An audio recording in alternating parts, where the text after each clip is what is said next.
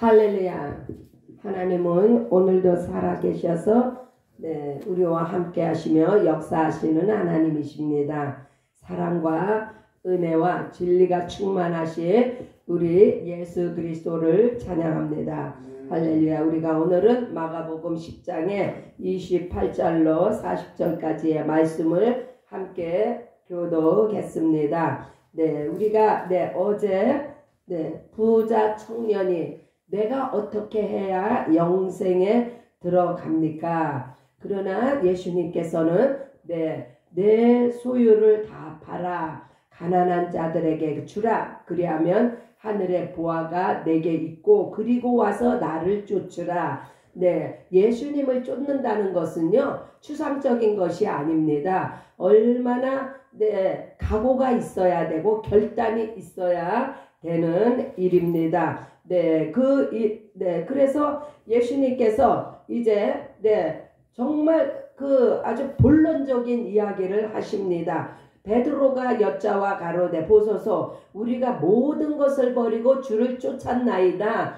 그렇죠. 이 당시에 여기 예수님이 콜링한 제자들도요. 그들도 재산이 있었고 집과 아비가 있었어요. 그러나 예수님이 저들을 제자로 부르셨을 때에 저들이 그 배도 버리고 그물도 버리고 아비와 집도 버리고 그거를 베드로가 지금 이야기를 하는 거예요. 우리가 모든 것을 버리고 우리는 주를 쫓았나이다. 맞습니다. 제자가 되려면은 이와 같이 자기 결단과 결심, 내가 가진 모든 것을 주를 위해서 희생하는 거, 헌신하는 거. 그래서 예수께서 말씀하십니다. 그렇게 한 자들은 내가 진실로 너희에게 이르노니 나와 및 복음을 위하여 예수 그리스도와 그의 복음을 위하여서 집이나 형제나 자매나 어미나 아비나 자식이나 전토를 벌인 자는 이것은 그가 가진 모든 everything 뭔가를 하나를 남겨두면 안 돼. 뭔가를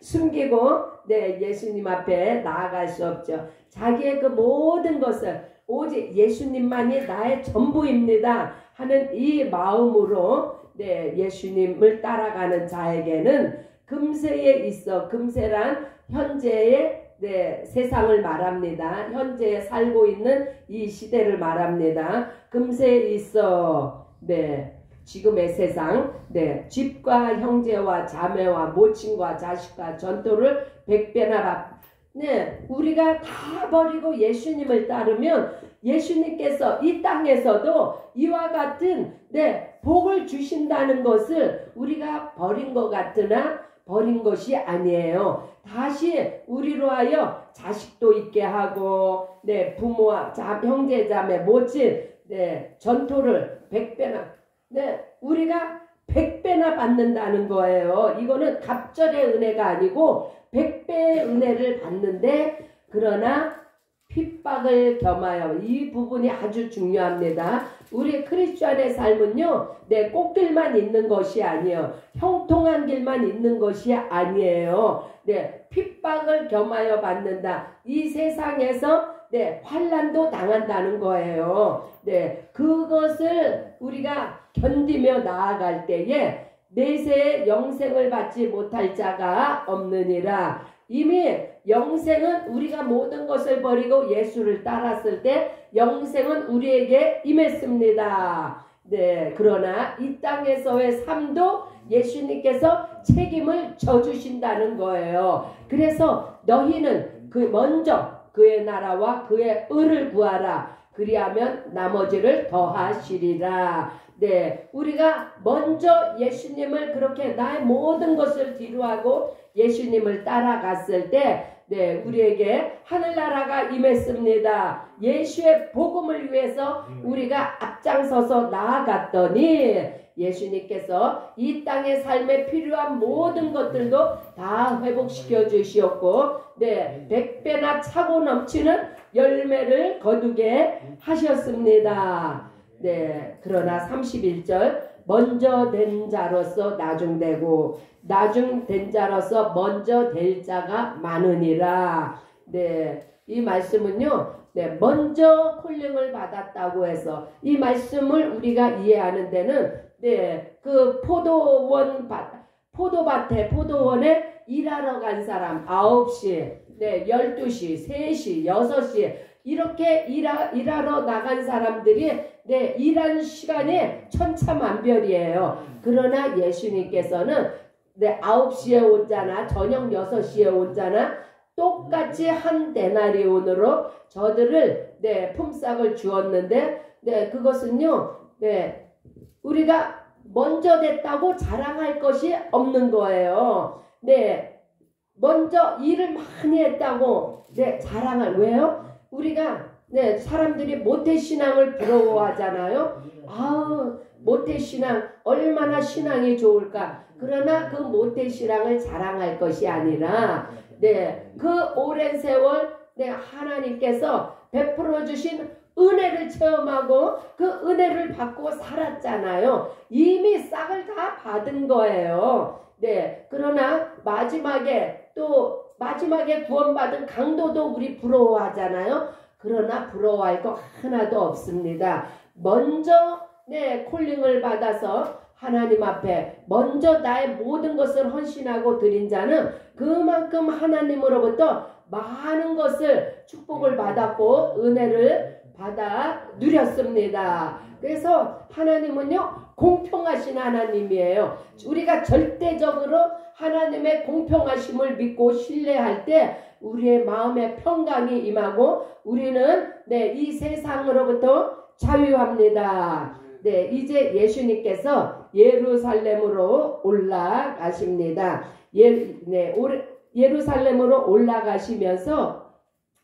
올라가시는데 마음이 비장하세요. 이 예루살렘으로 올라간다는 것은 예루살렘에는 누가 있어요? 예수님을 잡아 죽이려고 하는 유대인들이 벼르고 있는 곳을 예수님이 가시는데 이제 때가 이제 다다른 거예요. 예수님이 이제 십자가를 지실 때가 다다르셔서 비장한 마음으로 올라가시는데 네, 이때에 예수님께서 세 번째로 예수님의 당하실 일을 네, 말씀합니다. 네, 33절 우리가 예루살렘에 올라가리니 인자가 대제사장들과 서기관들의 넘기움에 저희가 죽이기로 결단하고 네, 그래서 예루살렘에 올라가시는 것은요, 이것은 보통 여행이 아닌 거예요. 마지막이 될지도 모르는 예루살렘 이 선교길에 이미 예수님은 아시는 거예요. 거기서 무엇이 예수님을 기다리고 있는지 네, 죽이기로 한 자들이 바로 이방인들에게 예수님을 넘겨주고 이방인이라 하면 로마 병정들에게 예수님을 넘겨줬을 때 예수님은요 능욕도 당하시고 그 로마 병정들이 능욕하고 침뱉으며 채찍질하고 네 그렇게 예수님을 죽일 것을 그러나 네, 죽은 자 가운데서 3일 만에 살아나실 것을 제자들에게 이야기하십니다. 예수님은 이렇게 비장하게 예수님이 이 땅에 오신 목적과 사명이 무엇이에요? 온 인류를 대신해서 죽으시러 오신 분이 예수님이세요. 그래서 그 일을 비장한 각오로 네, 말씀을 하시는데 이 철다군이 없는 제자들 아직이요 뭐가 뭔지 몰라요. 네, 이 제자들은 무엇을 생각하고 있냐면요.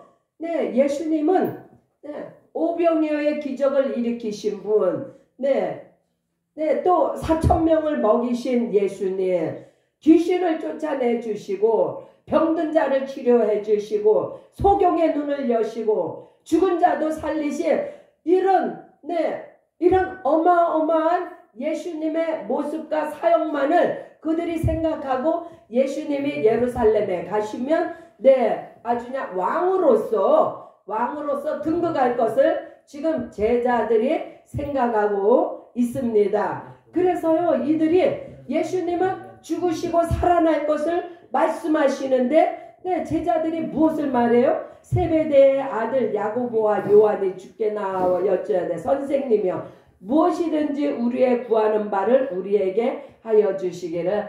자기들의 소원을 말하는데요. 예수님께서 이미 다 아시지만 그래 너의 소원이 무엇이냐, 너희들은 무엇을 원하느냐 했을 때 주의 영광 중에서 우리를 하나는 주의 우편에 하나는 좌편에 앉게.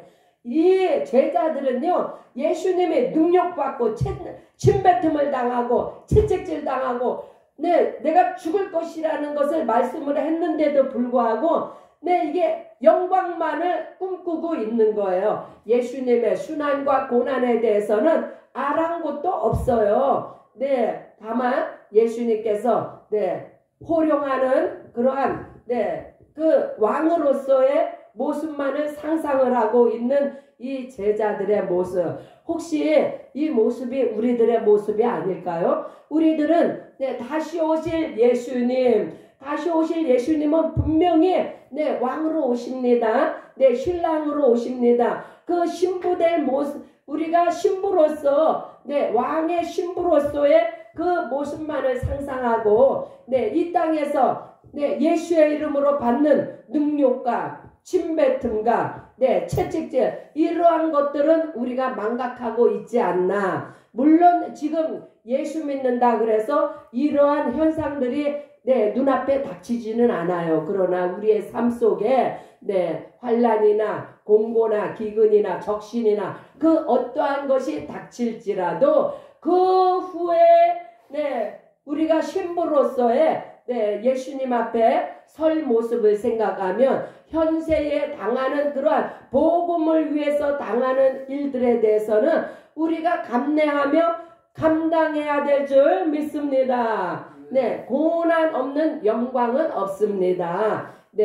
우리 지금 트럼프가 당선이 되어서 얼마나 그 마음이 기고만장하겠어요. 그죠? 그러나 저는 이 세상에 세상을 호령하는 미국 대통령이 된 거예요. 그래서 트럼프 앞에서는 모두가 다 읍소를 합니다. 모두가 다 지금 트럼프를 그 비유 맞추기에 급급합니다. 그러나 우리의 왕 되시는 예수님은 지금 그러한 것을 우리에게 기대하시는 예수님이 아니세요. 예수님은요 너희가 모든 것을 버리고 나를 쫓을 때에 너희에게 임하는 그러한 고난과 역경을 장차 내가 너희의 신랑으로서 올 그때를 생각하고 그 환난을 극복하라고 예수님은 오늘도 그래서 이렇게 이야기하십니다. 주의 영광 중에 우리를 하나는 주의 우편에 하나는 좌편에, 그러니까 우의정 좌의정을 꿈꾸고 있는 제자들에게 예수님께서 너희 구하는 것을 너희가 알지 못하는도다. 나의 마시는 잔을 마시며 나의 받는 침례를 받을 수 있는가. 여기서 예수님의 마시는 잔이 무슨 잔이에요? 너희들은 나의 마시는 잔을 마실 수가 없어. 그것을 예수님의 받으시는 환난과 순환, 능력받고 침뱉으며 채찍질을 당하고 죽임을 당하는 이 잔을 너희가 받을 수 있느냐? 너희는 받을 수가 없다는 거예요. 나의 받는 침례를 받을 수냐? 이 침례는요 곧 죽어 장사 지어내지는 침례를 이야기하는데 예수님은요 온 인류를 위해서 이와 같이 고난의 잔을 마시고 죽음의 침례를 받으신 분이 바로 예수님이십니다.